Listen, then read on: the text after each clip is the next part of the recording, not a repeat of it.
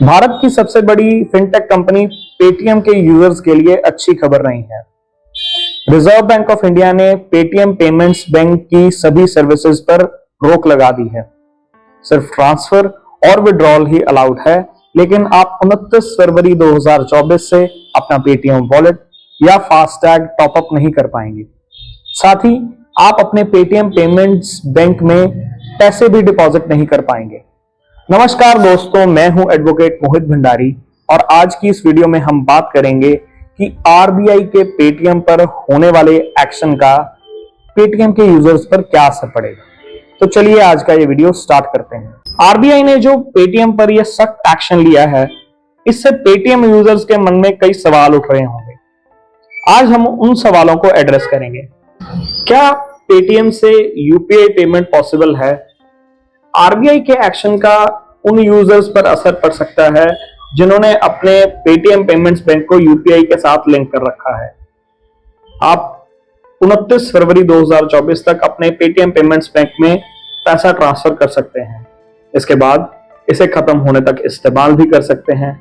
लेकिन अगर आपने अपना यूपीआई एड्रेस एसबीआई या आईसीआईसीआई जैसे किसी दूसरे बैंक के साथ लिंक कर रखा है, तो आरबीआई के इस एक्शन का आप पर कोई असर नहीं पड़ेगा। क्या दुकानदार अब अपने पेटीएम में पेमेंट रिसीव करेंगे? तो जो दुकानदार अपने पेटीएम पेमेंट्स बैंक अकाउंट में पैसा रिसीव करते थे, वो अब ऐसा नहीं कर पाएंगे। इसका रीजन है कि उनके पेटीएम पेमेंट्स बैंक अकाउंट में अब फंड क्रेडिट अलाउड नहीं है। लेकिन बहुत सारे दुकानदारों के पास आजकल दूसरी कंपनीज के क्यूआर कोड्स हैं, जिसके जरिए वो अब भी डिजिटल पेमेंट्स एक्सेप्ट कर सकते हैं। अगला सवाल जो आपके मन में आ रहा होगा वो ये होगा कि आपके पेटीएम वॉलेट बैलेंस का क्या होगा। तो आपके लिए सबसे अच्छा ऑल्टरनेटिव ये है कि आप पेटीएम वॉलेट के बैलेंस को अपने बैंक अकाउंट में ट्रांसफर कर लें, या फिर आप अपने पेटीएम वॉलेट के बैलेंस से कोई मोबाइल या इलेक्ट्रिसिटी का बिल पे करके उसे यूज कर सकते हैं। फूड और फ्यूल जैसे सब वॉलेट्स का क्या होगा?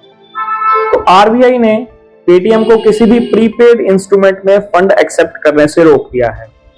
इसमें नेशनल कॉमन मोबिलिटी कार्ड्स भी शामिल है, जिनका इस्तेमाल मेट्रो, फूड और फ्यूल वॉलेट्स में होता है। मौजूदा बैलेंस का इस्तेमाल किया जा सकता है, लेकिन 29 फरवरी 2024 के बाद इसमें नया बैलेंस ऐड नहीं किया जा सकता। पांचवा और सबसे जरूरी सवाल ये है कि पेटीएम के फास्टैग का क्या होगा। तो पेटीएम फास्टैग यूजर्स को किसी दूसरे इशूअर से नया फास्टैग खरीदना होगा और जो उनका पेटीएम का एग्जिस्टिंग फास्टैग चल रहा है उसे डीएक्टिवेट करना होगा। अगला सवाल है कि पेटीएम के जरिए लिए लोन का क्या होगा।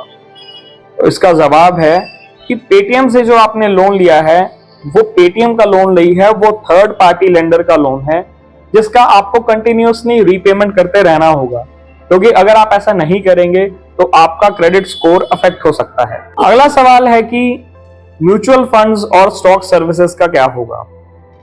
तो इन्हें सेबी रेगुलेट करती है और ये आरबीआई के ऑर्डर के दायरे में नहीं आती है, इसलिए अभी ये क्लियर नहीं है कि सेबी इन्हें रिव्यू करेगा या नहीं। अगला सवाल है कि पेटीएम पेमेंट्स गेटवे का क्या होगा।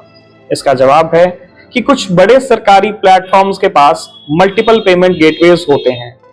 हाँ, लेकिन छोटी एंटिटीज को अपने पेमेंट गेटवे में बदलाव करना पड़ सकता है।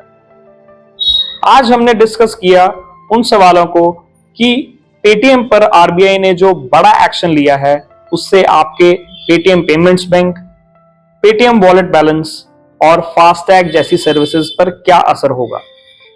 वीडियो अच्छा लगा तो इसे लाइक और शेयर जरूर करें और मेरी आगे आने वाली वीडियोस को देखने के लिए मेरे YouTube चैनल मोहित भंडारी ब्लॉग्स को सब्सक्राइब कर लीजिए और बेल आइकन पर क्लिक कर दीजिए ताकि मेरी नई वीडियोस की अपडेट्स आपको सबसे पहले मिले। मिलते हैं किसी नई वीडियो में किसी नई इंफॉर्मेशन के साथ। तब तक मुझे यानी कि एडवोकेट मोहित भंडारी को इजाजत दीजिए। नमस्कार।